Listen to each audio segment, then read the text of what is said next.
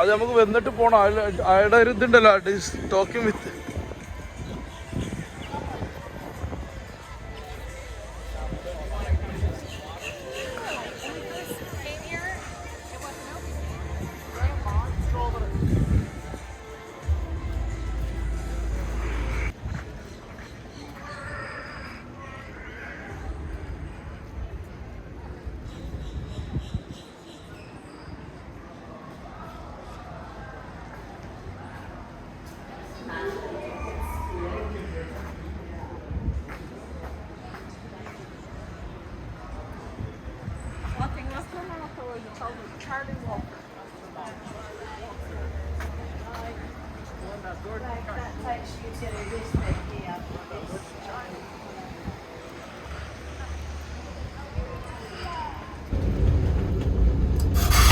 All right, guys, we're coming up on the most important building out here.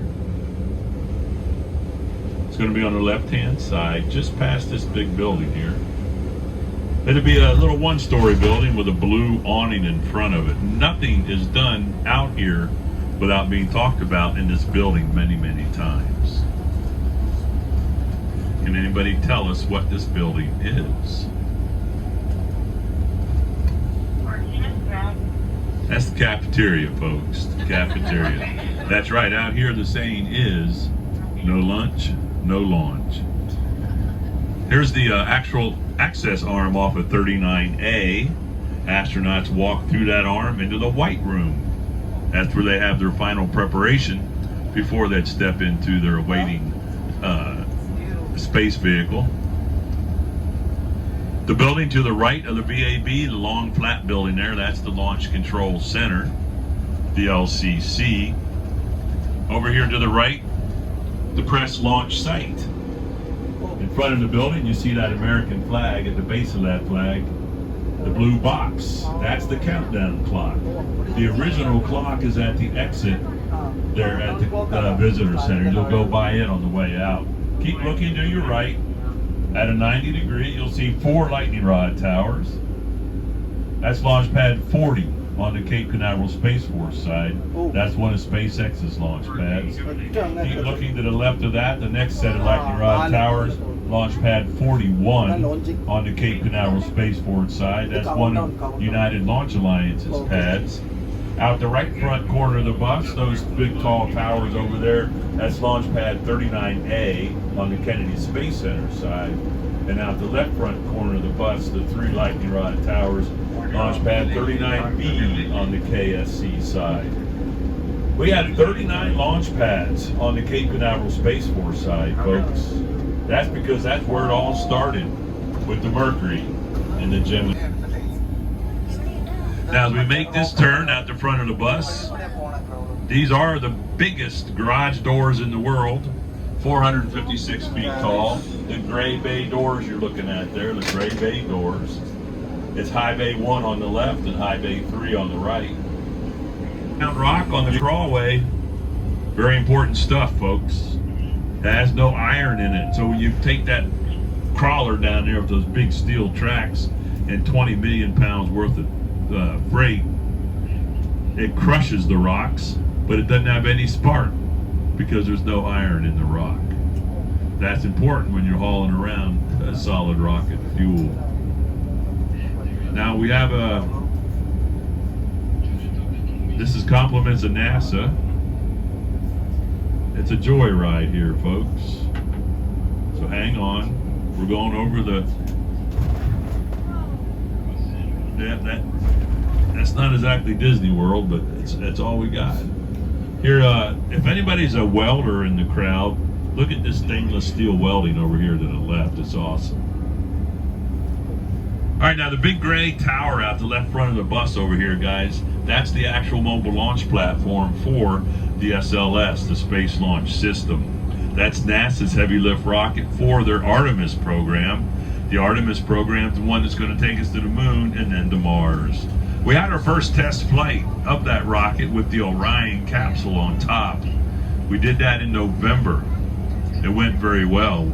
25-day mission out around the moon. Well, the next one, Artemis 2, the second test flight, is going to be by the end of 2024. And this time that Orion capsule will have 4 astronauts in it.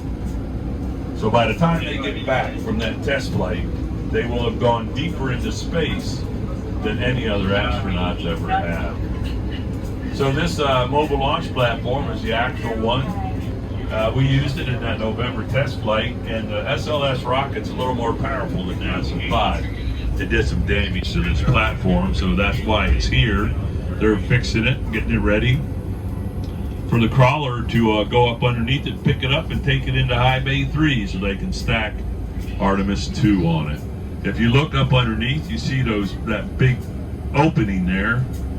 That's where the flames from the rocket engines come out through that opening into the flame trench, and then the flame trench disperses all of that power and heat generated by those rocket engines.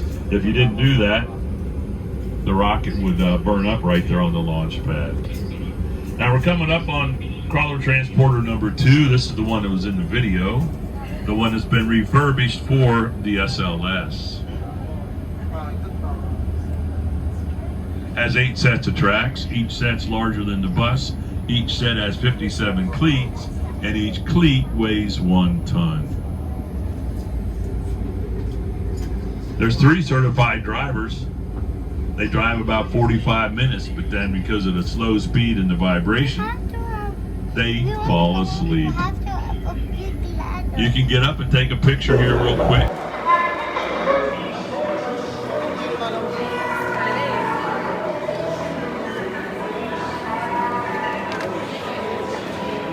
For the comfort, safety, and viewing pleasure of all our guests, we ask that when you must leave during the presentation, please exit through the doors on your right.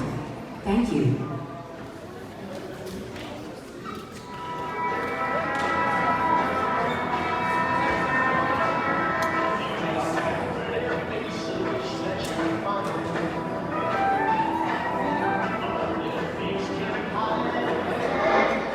Good evening. At this moment, nothing appears to stand between Apollo 8 and the moon except the sky.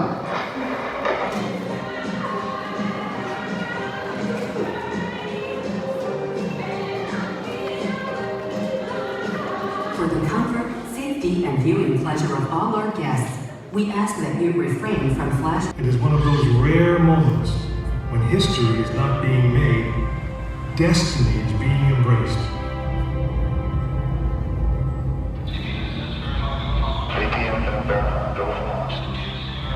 CTSC, verify, go for launch. Verify, go for launch.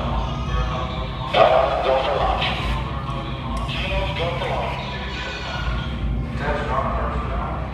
Countdown clock. Start on 1. T-minus 3 minutes. 3, 2, 1. This is launch control. T-minus 3 minutes and counting. We have completed our communications checks with the Apollo 8 astronauts in the cabin, and the communications are go.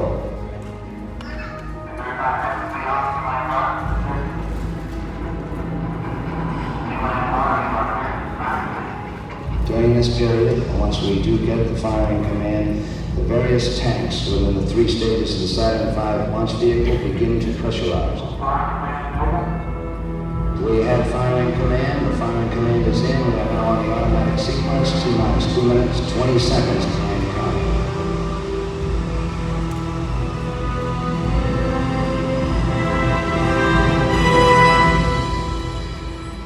Our status board indicates that all aspects are ready. Instrument unit is ready. Spacecraft ready. Final check of the emergency detection system. That ready light also on. First stage preparations are completed. All systems are A-OK. Keep going. We're on. Ready to go to cockpit. Stand by, Walter. Okay, you're on. All systems go. 1 minute 45 seconds and counting. The first stage liquid oxygen tank has been pressurized, and the pressure is still building up. Coming up in 90 seconds, mark, T-minus 90 seconds and counting. The Apollo 8 crew standing by, Spacecraft Commander Frank Borman, Jim Lovell, Bill Anders. We now report that the liquid hydrogen tank in the 3rd stage is pressurized. 1 minute 15 seconds.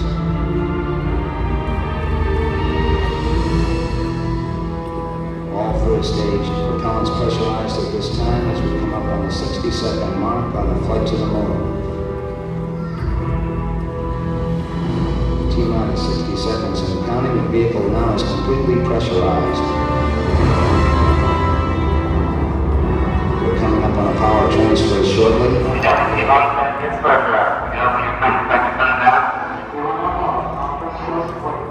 We have the power transfer. We're now on the flight batteries within the launch vehicle.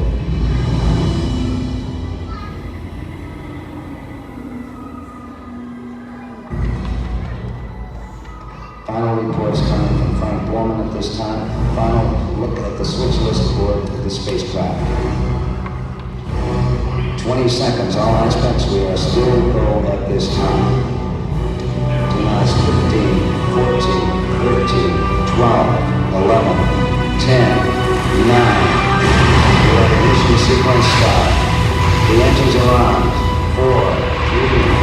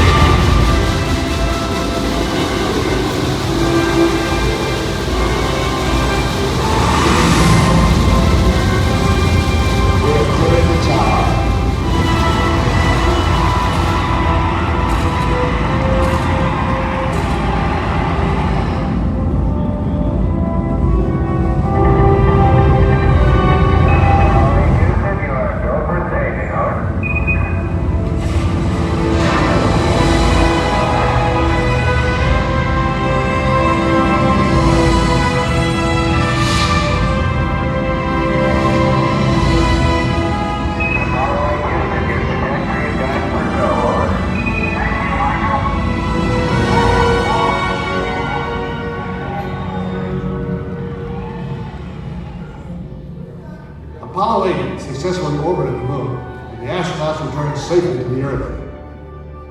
I know